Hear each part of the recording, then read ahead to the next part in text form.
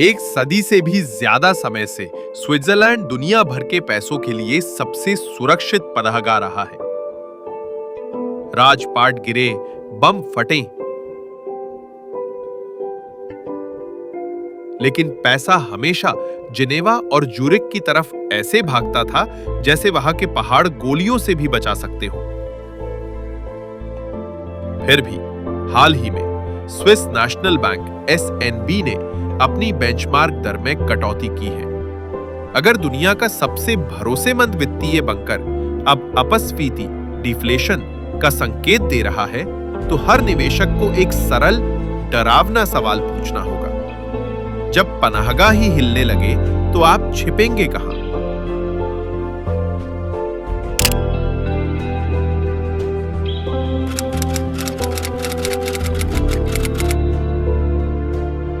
Swiss banking की गोपनीयता कोई संयोग नहीं थी। इसे बहुत सोच समझकर बनाया गया था। 1934 के एक कानून के बाद, जिसमें ग्राहक का नाम बताना अपराध बन गया, युद्ध क्षेत्रों, तानाशाही और टैक्स से परेशान लोकतंत्रों से पैसा बहकर आने लगा। इसका फॉर्मूला बहुत उबाऊ, भरोसेमंद और लगभग अटूट था। फ्रैंक को मजबूत रखो, महंगाई को कम रखो और सबसे जरूरी, अपना मुंह बंद रखो। पर्यटक शायद पहाड़ों की सुरंगों में सोने की कल्पना करते होंगे, लेकिन व्यापारी एक ऐसी मुद्रा के बारे में सोचते थे जो इतनी स्थिर थी कि वो आल्प्स के नजारे वाला एक बचत खाता लगे। यही अटूट स्थिरता 2008 के वित्तीय संकट, कई यूरो संकटों और यहां तक कि क्रेडिट सुइस के मुश्किल बचाव के बाद भी बनी रही। इसने एक शक्तिशाली मनोवैज्ञानिक शॉर्टकट बना दिया। अगर हालात खराब हो तो स्विट्जरलैंड ही आखिरी सहारा है। समस्या? मनोवैज्ञानिक शॉर्टकट आपको सीधे खाई में गिरा सकते हैं।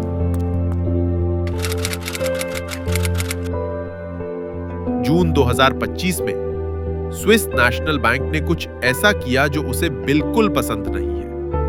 उसने बाजार को चौंका दिया। कोई लीक हुए संकेत नहीं, कोई 3 महीने का विनम्र समय नहीं, सीधे दर में कटौती करके 0.25% कर दिया, जबकि कीमतें पहले से ही सालाना 0.1% गिर रही थी। अपस्फीति सुनने में काफी अच्छा लगता है ना? सस्ता राशन, इसमें क्या बुरा है? लेकिन एक सेंट्रल बैंक के लिए ये अपनी दिल की धड़कन को बर्फीले तूफान में धीमा होते सुनने जैसा है। एक बार ठंडक खुद बढ़ने लगे तो सर्कुलेशन को दोबारा शुरू करना मुश्किल है। एसएनबी के चेयरमैन मार्टिन श्लेगल ने यह भी माना है कि नकारात्मक क्षेत्र फिर से विचाराधीन है।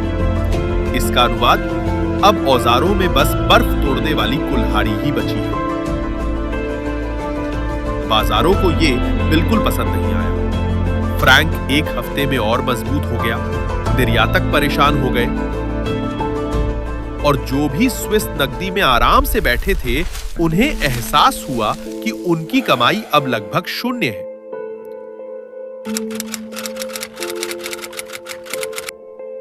कम दरें असल में मैच्योरिटी ट्रांसफॉर्मेशन पर एक टैक्स की तरह है। बैंक छोटी अवधि के लिए उधार लेते हैं और लंबी अवधि के लिए उधार देते हैं। जब पूरा यील्ड कर्व शून्य के पास सपाट हो जाता है, तो वो जरूरी मार्जिन वाला सैंडविच गायब हो जाता है। कैंटोनल बैंक, जो ज्यादातर आम गिरवी मॉर्गेजेस पर जीते हैं, उन पर सबसे पहले असर होता है। हर नया होम लोन कम दर पर रीसेट होता है,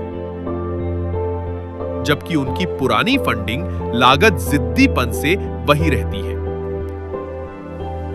यूबीएस जैसे बड़े दिग्गज और मेगा मर्जर की लहर से बचे हुए बैंकों के पास गहरी फीस वाले व्यवसाय हैं, लेकिन फिर भी वे अपनी आय का लगभग आधा हिस्सा ब्याज से कमाते हैं।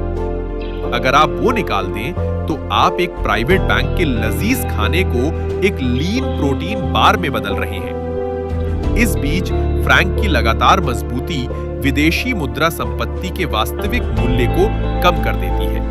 इससे ग्राहक और ज्यादा बचाव हेज करते हैं कम व्यापार करते हैं और छोटे कमीशन देते हैं, तो राजस्व नीचे जाता है, लागत ऊपर जाती है और वो पहाड़ अभी भी वैसे ही खड़े हैं।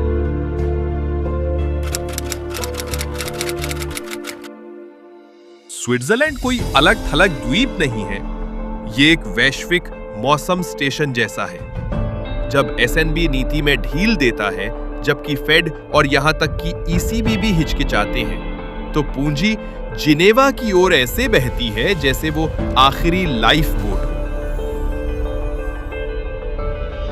ये फ्रैंक को अत्यधिक मजबूत करता है और प्रभावी रूप से अपस्फीति को दूसरे देशों में निर्यात करता है।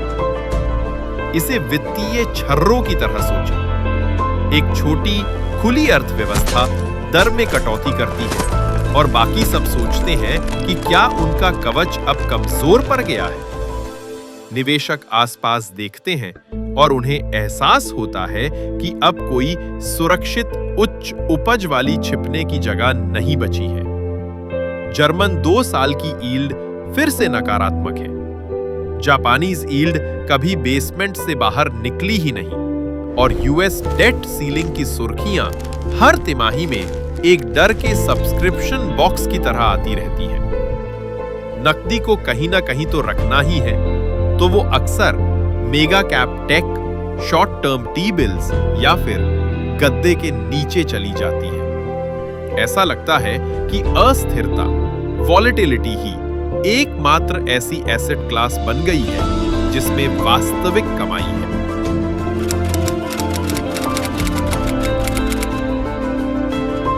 वे पहले भी ऐसा कर चुके हैं। 2015 से 2022 तक पॉलिसी रेट -0.75% पर था, एक ऐसा स्तर जो कमर्शियल बैंकों से फ्रैंक रखने पर शुल्क लेता था। और मॉर्गेज दरों को 1% से नीचे ले आया था। वो नीति काम कर गई इस मायने में कि महंगाई धीरे धीरे लक्ष्य की ओर बढ़ी और फ्रैंक कुछ समय के लिए कमजोर हुआ, लेकिन इसने राजनीतिक विरोध भी पैदा किया और बचत करने वालों को सिखाया कि एक बचत खाते में 1 लाख स्विस फ्रैंक रखने से वे असल में कम हो सकते हैं। अगर एसएनबी फिर से 0 से नीचे जाता है तो नकदी को खत्म करने या कम से कम बड़ी जमा राशि पर टैक्स लड़ाने की मांग और भी जोर से उठेगी। सबसे जरूरी बात, निवेशक गंभीरता से सवाल करेंगे कि क्या स्विस सुरक्षा अभी भी क्रय शक्ति को बचाती है या बस दूसरों के मुकाबले थोड़ा धीरे-धीरे पैसा खत्म करती है। एसएनबी ने कहा है कि जबकि नकारात्मक दरों के लिए सीमा बहुत ऊंची है, वे जरूरत पड़ने पर सभी उपकरणों का इस्तेमाल करने के लिए तैयार हैं। पहला, अपने सुरक्षा के लेबल का गंभीर रूप से ऑडिट करें। अगर एक देश को अपस्फीति से लड़ने के लिए नकारात्मक दरों की जरूरत है, उसकी मुद्रा उसकी कीमतों से तेज बढ़ रही है और उसके बैंक हर तिमाही में कम कमा रहे हैं, तो आपके नीचे का गद्दा पतला हो रहा है। दूसरा, अपने काउंटर पार्टी जोखिम में विविधता लाएं। ऐसे एसेट क्लास में बांटें जो स्विस महंगाई से तेज भाग सके, जैसे global short term bond ETFs, dividend aristocrats, या अगर आपके पास यूएस नागरिकता है तो साधारण आई बॉन्ड। तीसरा, फ्रैंक की वास्तविक प्रभावी विनिमय दर पर गहरी नजर रखें। एक एसएनबी मीटिंग के बाद अचानक 5% का उछाल अक्सर यह संकेत देता है कि और कटौती आने वाली है, जो आपको निर्यात केंद्रित स्विस इक्विटी को लॉक करने का एक छोटा सा मौका देता है। आखिर में स्विस राजनीति पर नजर रखें। अगर संसद मॉर्गेज दरों पर सीमा लगाती है या सॉवरेन मनी पहलों को जिंदा करती है, तो स्विस बैंकिंग का पूरा बिजनेस मॉडल सिर्फ यील्ड ही नहीं, एक मौलिक बदलाव का सामना कर सकता है। अगर ये चैनल आपको सेंट्रल बैंक के कदमों को समझने में मदद करता है, इससे पहले कि वे आपको वास्तविक पैसे का नुकसान पहुंचाएं, तो सब्सक्राइब बटन दबाएं। ताकि एल्गोरिदम हमें आपकी फीड में बनाए रखे जब अगली अप्रत्याशित कटौती हो। स्विट्जरलैंड ने दुनिया को सिखाया कि गोपनीयता का मतलब मजबूती होता है, लेकिन 0 या -% पर मजबूती बस धीरे धीरे खत्म होने का एक रूप है। जब स्थिरता के लिए मशहूर देश अपस्फीति में आपातकालीन ढील देना शुरू कर देता है, तो निवेशकों को बस सुरक्षा का असली मतलब दोबारा से समझना होगा। किला टूट नहीं रहा है, वो जम रहा है, और बर्फ, जैसा कि हर पर्वतारोही जानता है, बिना किसी चेतावनी के टूट जाती है।